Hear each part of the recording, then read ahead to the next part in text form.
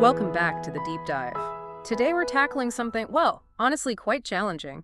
It's a question many sincere believers face. How do you navigate this world filled with thousands of Christian denominations?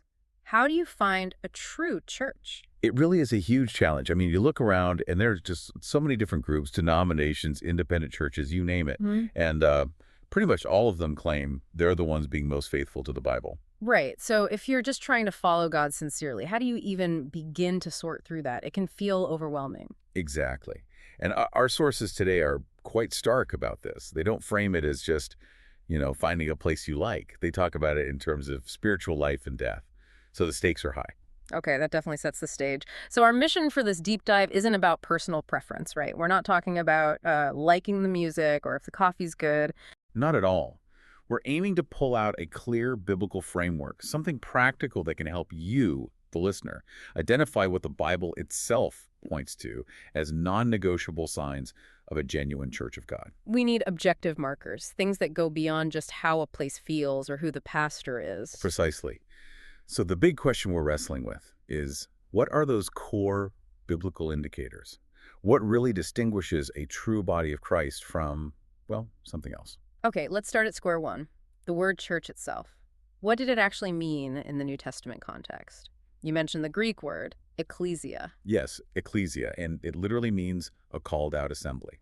This is fundamental. Before we think buildings or programs, a church is, first and foremost, a group of people. Called out from the world, specifically. Called out by God, gathered together for his purposes. It's about the community of believers, not the physical structure. That comes later, or sometimes not at all. Got it. So it's the people. Now, who's responsible for this assembly? The sources point directly to Christ in multiple ways. Absolutely. First, he's the builder. You see that clearly in Matthew 16, where Jesus says to Peter, "On this rock I will build my church." And there's often confusion about that rock. Is it Peter himself?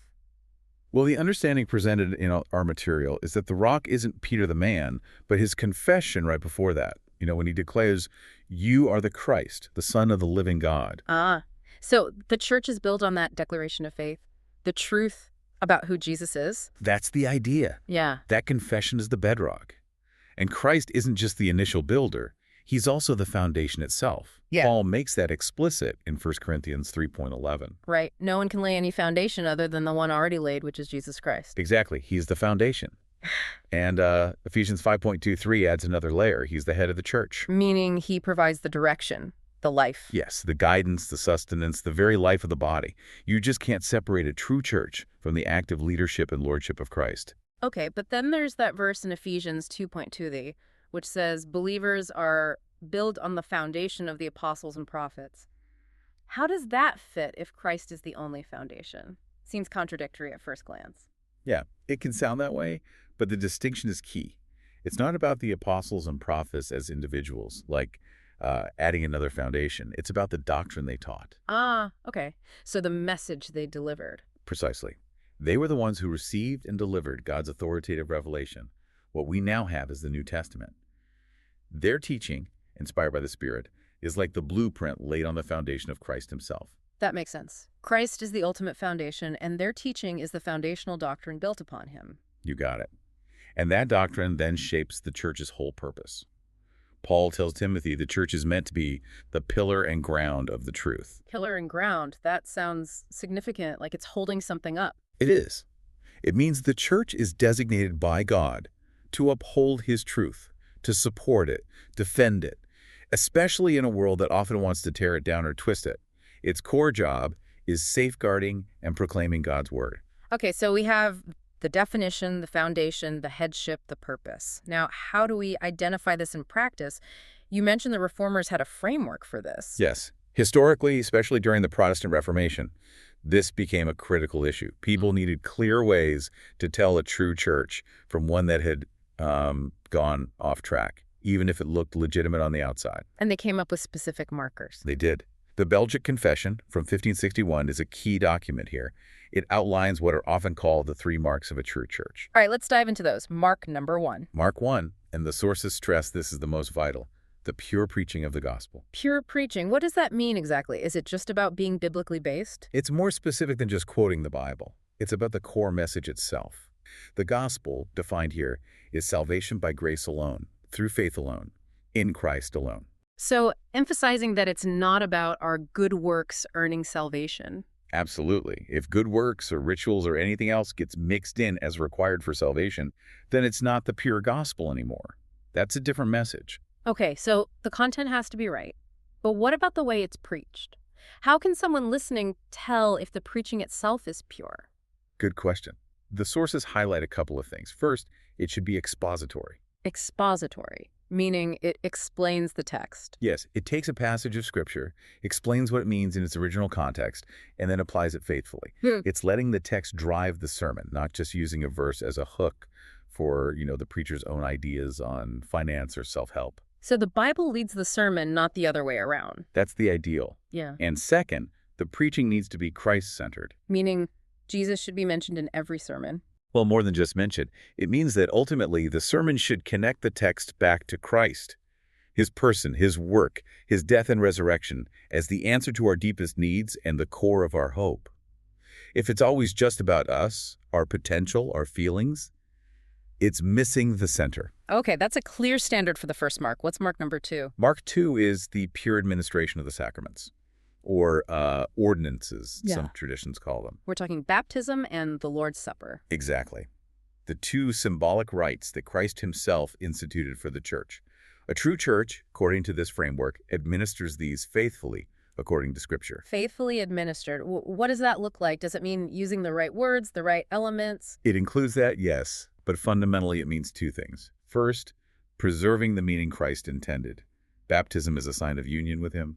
The Lord's Supper is a sign of ongoing fellowship and remembrance. And the second thing? Not adding to or subtracting from what Christ commanded.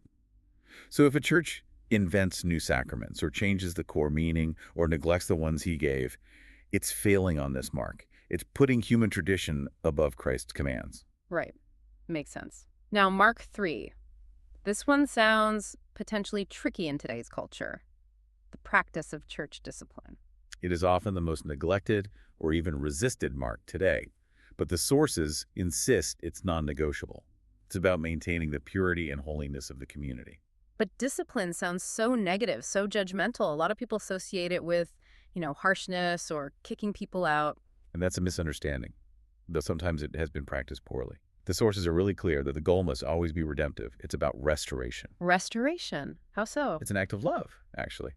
Trying to gently, patiently call someone back from sin that's harming them and harming the church's witness.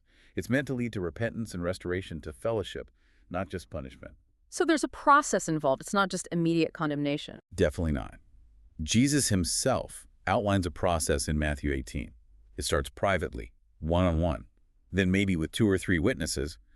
Only if someone absolutely refuses to repent after repeated appeals does it escalate to involving the wider church or ultimately treating them as an outsider, which is still done in hope of eventual repentance. So if a church doesn't practice this, even lovingly, what's the issue? The issue is it risks becoming indistinguishable from the world. If open, unrepentant sin is just tolerated indefinitely, it makes the preaching about holiness sound, hypocritical. It undermines the church's integrity and its witness.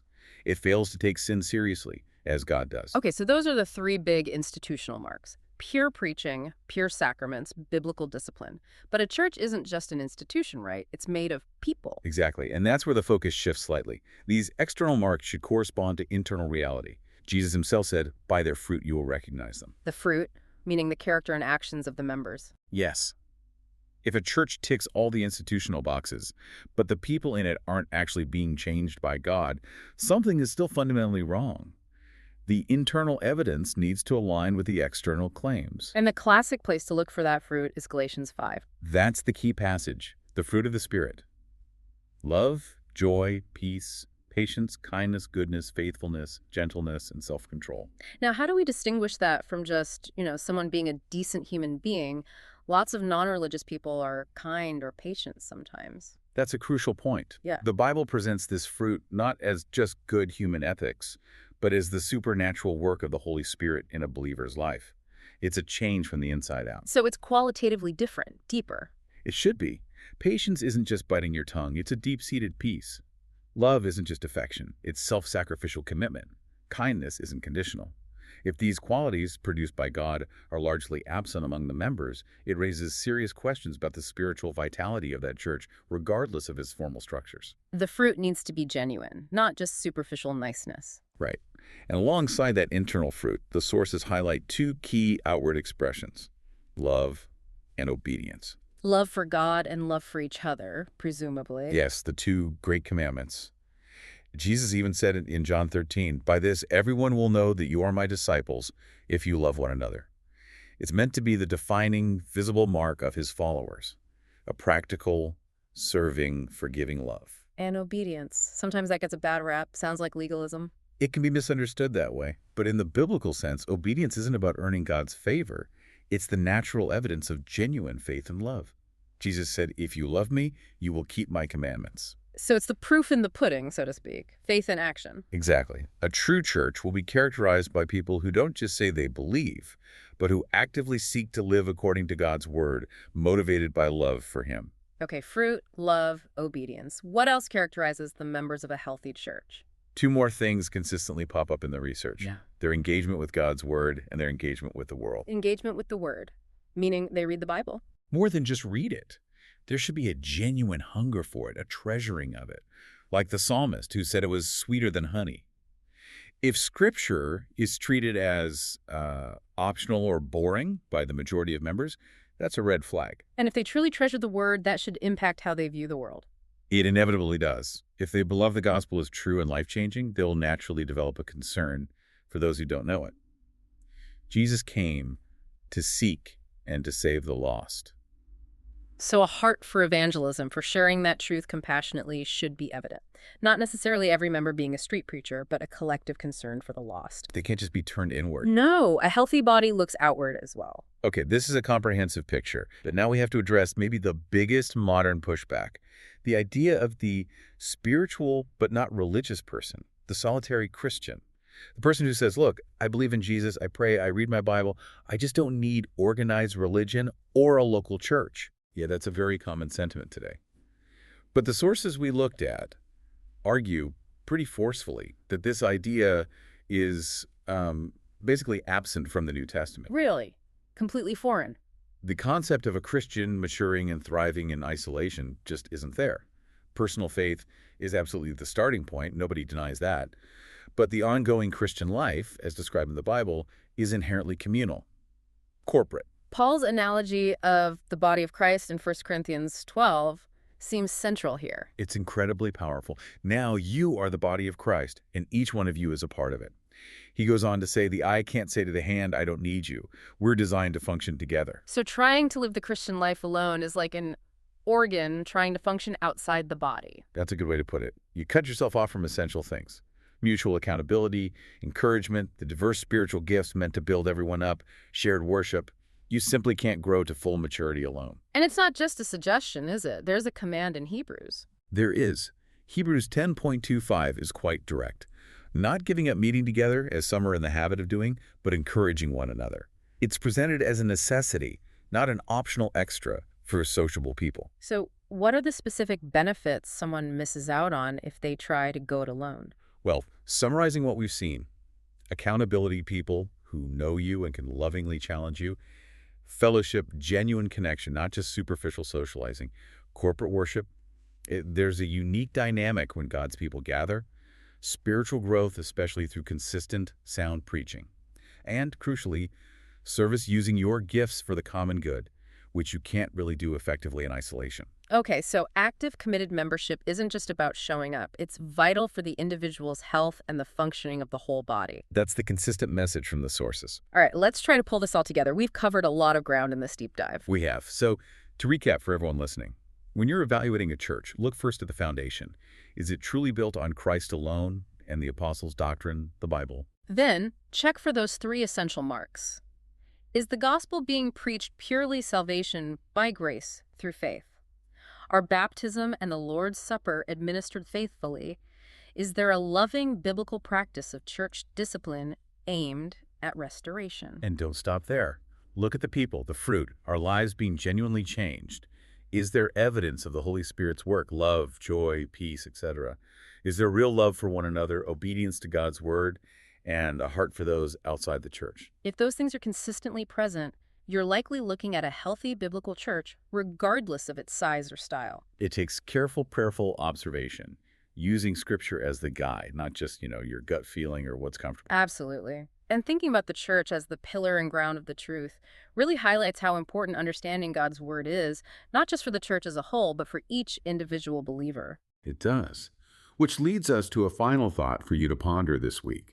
If the church's role is to uphold truth, and that depends on its members understanding that truth, what specific practical steps can you take this week to deepen your own grasp of Scripture, to make sure you are helping to strongly uphold that pillar of truth? And on that note, we encourage you to continue exploring, learning, and diving deep into stories that inspire and challenge you. Until next time.